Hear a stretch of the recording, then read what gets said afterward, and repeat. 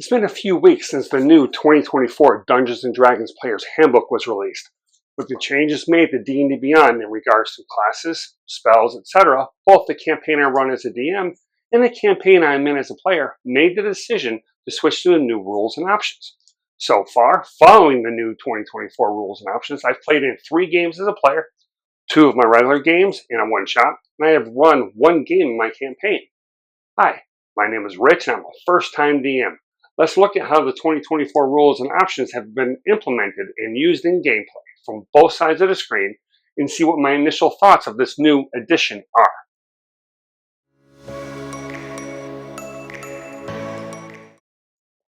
There have been many changes for players. Races are now species. Backgrounds and origins have changed. Feats have been changed along with when you get them, and all subclasses come online at the 3rd level. For this video, I want to discuss what I've seen as a player, so my experience with these new rules may be limited. I didn't really use any of the new spells or changes to other classes. As a player, I've played as an 11th level Swashbuckler Rogue Archfey Warlock multiclass for my normal game, and a 7th level Battlemaster Fighter in a one-shot. Swashbuckler is not a class in a 2024 PHB, but bringing that class forward was easy enough on D&D Beyond, and there were no significant differences. Archfey Warlock and Battlemaster Fighter are both included in the 2024 PHB, so those classes were created as designed by the PHB. There really weren't many changes for either the Warlock or Fighter in terms of how they play. The Archfey was improved with the 24 rules. However, I'm only a 3rd level Warlock, so I have not gotten to the good stuff for that class yet.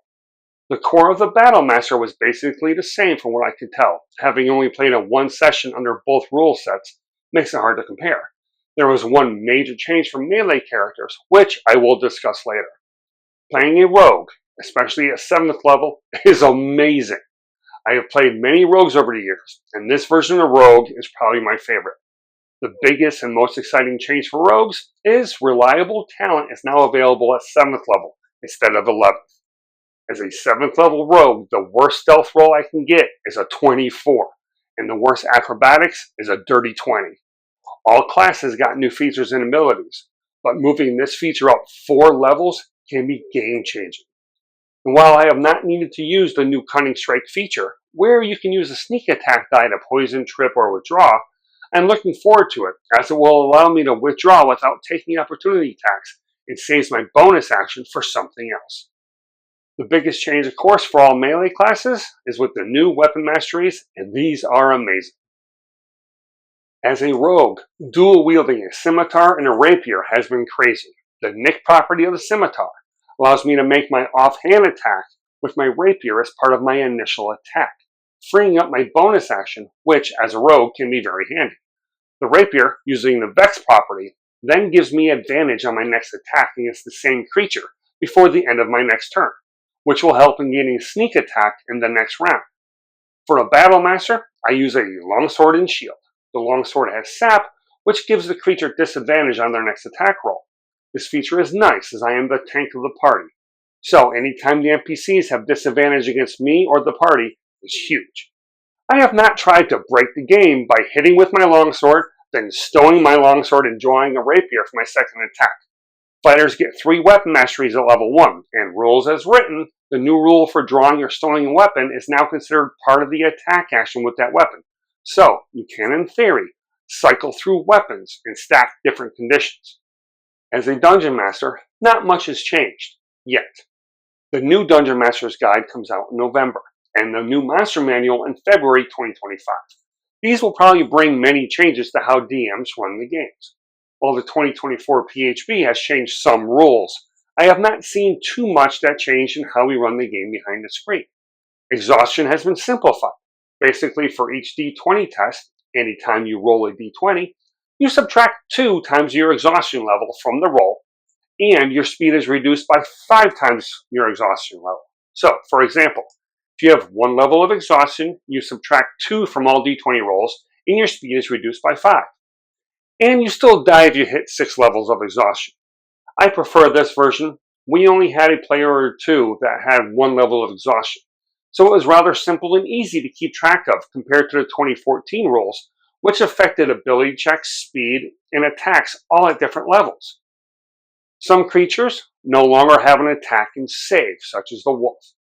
Now the creature that gets hit from a wolf bite falls prone if it is medium or small. No save required. Less dice rolling always means faster combat. Heroic Inspiration is a better mechanic which will hopefully lead to inspiration being used and given out more often. I used to give out DM inspiration frequently, but the players would never use it. Now they can re-roll anything, so I assume it will get used much more frequently. Also, there are some classes that gain free inspiration if they don't have it. Character creation is streamlined, which will help new players create new characters. Some spells have been changed, Counterspell being one that had a major change. We were already running a homebrew version that was close to what the new spell is, so that won't affect my game too much, though I am sure it will affect other games differently. One change that has made combat faster is the Paladin's Divine Smite now being a bonus action. While it has reduced the Paladin PC in my game's burst damage, I no longer need to sit for 10 minutes while a Paladin rolls all the dice possible on each attack. But let's be honest, the biggest rule change for DMs is now cats have dark vision, so we don't need to homebrew that any further. So far, I have to say I am loving the new rules. Classes have been made better. Still not a fan of the Ranger though. Weapon masteries allow non-casters to do more than just hit and then wait on the spellcasters. Though, as a DM, these need to be considered when creating encounters, and I hope the monster manual will take these into account. If not, we will have to determine what our players can do and adjust the encounter as needed. So not much will change there. As for changes such as changes to the Paladin's Smite or how Druid's Wild Shape worked, I understand why the changes were made, but still want to see them in action more. In the one shot I played in, one of the players was Circle the Moon Druid, and it seemed well balanced. One of my players had to change his character totally for 2024. He was a College of Spirits bard, but with the new rules, most of his features were now obsolete or not as good, so we changed to College of Valor instead. So, while the option is there to bring forward any class from 2014, you may find a class is worse off following the updated class features and abilities. So, work with your players if they are using a 2014 subclass, and help them find the class that they will want to play in your game if the 2014 class is no longer a good fit. I do like how the feats have been updated. Everyone getting a feat initially is great. I gave out a feat at first level anyways. I am not a fan of how the backgrounds are tied to ability scores now. The release of Tasha's Cauldron of Everything gave us the chance to play any race as any class. We were no longer limited to gnomes being casters or rogues, and half-orcs being fighters or barbarians. The ability to assign the bonuses to ability scores as we wanted and not being tied to race allowed so much more customization. Now, we are once again tied into certain backgrounds if we want to play certain classes. For example, a cleric or paladin really can't choose acolyte. The options for score increases are wisdom, perfect for a cleric, along with charisma and intelligence. A paladin is really forced to choose entertainer or noble to get bumps to strength and charisma. Rascher of What Do You Know has a great article discussing this and a list of the matches between classes and backgrounds. Links in the description. I can see DMs homebrewing this to go with what we had in Tasha's, where you can choose which one to give a +2 to and which one should have a +1. Tying them to backgrounds when usually most only align to one score a player wishes to increase is a flaw. The backgrounds themselves are much better, and it's just the ability scores they are tied to I have an issue with. When it comes to character creation, any limitation of options will restrict backgrounds. As you can see by the list Rascher put together, monks, paladins, and rangers are severely limited in choices, with only ranger having one option that makes sense for the class, Wayfarer. But overall, I am very excited for these updated rules and options for the most part. Let's see what the next year brings along with any errata that we know are coming. The first book for this edition will be a dragon-based anthology in summer of 2025. So I don't see major changes such as those in Tasha's being released in that book.